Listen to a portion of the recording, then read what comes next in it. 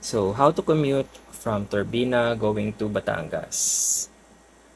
So, if you're not familiar, Turbina is located close to SM Calamba.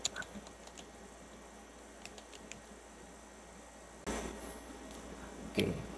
So, yung mga bus na galing SLEX, usually dito sila lumalabas, mga papuntang Batangas City and papuntang Lucena. So, this is Turbina.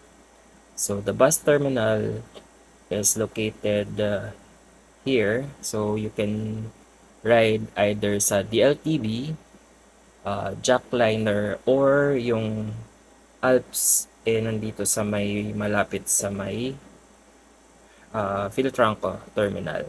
Yan. So, pati Ceres, dyan din sila dumadaan. So, uh, from Turbina, there are two possible options. So, one is yung dadaan ng SLEX. Dadaan siya ng SLEX papuntang ACTEX, and then dediretso siya ng Batangas City Grand Terminal. The other one is yung JAPS, dumadaan siya ng Turbina, and then magbabayan-bayan siya papunta ng Makiling, ng Santo Tomas, yan. And then towards Malvar, and then, Tanawan, Malvar, yan, Lipa, yan. So, medyo mahaba-habang biyahe yan. So, if you're in a rush coming from Turbina, it's better to take the one na dumadaan na ng SLEX and ACTEX. Kasi kung dadaan siya ng Lipa via Tanawan, medyo matagal siya. Another option is from Turbina, pwede ka rin sumakay ng jeep going to SM Calamba, and then may mga van sa SM Calamba saka sa palengke ng Calamba na papunta ng Batangas. Usually, ang price ng van is nasa 200 to 250 from Calamba going to Batangas.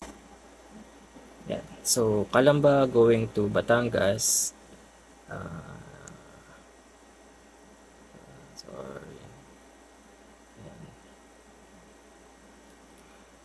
So, generally, yung mga bus is 24 hours na ngayon. So, pero, usually nasa 4 to 10 p.m.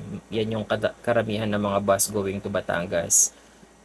If after 10 p.m. na, medyo matagal na yung mga next buses. But you can still wait. Calamba going to Batangas City. Mga galing ng Camyas, PITX, and Buendia. From PITX, ang last trip ng mga bus is 10 p.m. which is Ceres. From Buendia, 10 p.m. din, pero may mga umaalis ng 12 midnight galing ng Buendia. Same goes with Camyas. So, sa Camyas naman, ang daan niya is C5 Road.